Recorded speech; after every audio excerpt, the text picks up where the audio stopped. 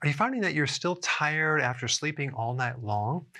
This is the video that you need to watch, and it's called excessive daytime sleepiness. Now what happens is when you go to bed at night, there are waves of hormones that occur, and there are 90-minute cycles, and there's 4 of them. And when you go through these waves, there's different levels, okay? So the superficial layer is the REM sleep. That's the superficial light sleep. And then you have the delta. This is the deep sleep. This is where you recharge. This is the goal, is to get down here. Now, what would prevent you from getting in the delta wave? Well, of course, stress will. But what I want to talk about is other things that you might not know, okay? Number 1, vitamin D deficiency. If you're deficient in vitamin D, it's going to be very difficult to get into the delta wave. So you would want to take about 20,000 IUs of vitamin D, somewhere like in the morning or maybe lunchtime. Or you get a lot of sun, and that's probably why your sleep cycles are much better when you get more sun. So you can do the sun or vitamin D. So that's number 1. Number 2, fermented foods like sauerkraut.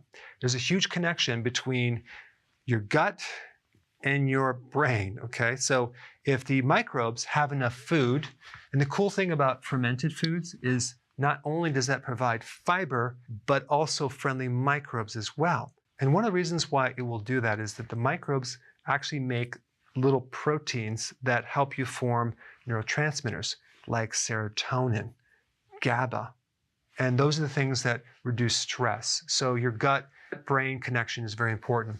And then omega-3 fatty acids.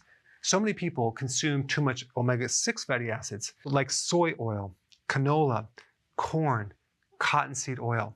Those are all inflammatory. We don't have enough omega-3. This is in fish or cod liver oil. And then we have the EMF, electromagnetic fields. This is something very new to people. I'm going to create a separate video on it, but this is huge. If you're sitting in front of your computer for hours and hours and hours, you are going to be drained of energy. And that could be the reason why you're trying to sleep and you're not being recharged, okay?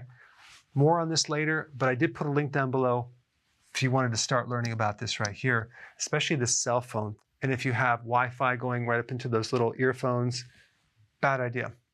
And number 5, if you have a chronic infection, let's say you have some type of, Epstein-Barr virus or some low-grade infection from maybe, infection in your tooth or some infection in your gut, and that's just been there for years, this right here will keep you tired. I did put together a video on this, which I'm going to put a link down below. But for this, I would recommend a natural antibiotic like oregano, for example, or even garlic. That's really good to wipe out these chronic infections. And with chronic infections, like you're always tired regardless of how much sleep you have, and you're taking all these vitamins, you're not seeing any change because there's an immune reaction. And immune reactions spike histamines. So if you suspect having that, check out the video down below. All right, thanks for watching. Hey, we're back. With another amazing recipe. No grains, no sugar, totally keto.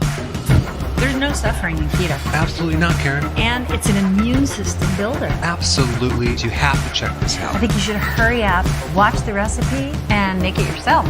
It's just so easy to be keto. But is it simple? It's super simple. We hope you enjoy making it as much as we are enjoying eating it.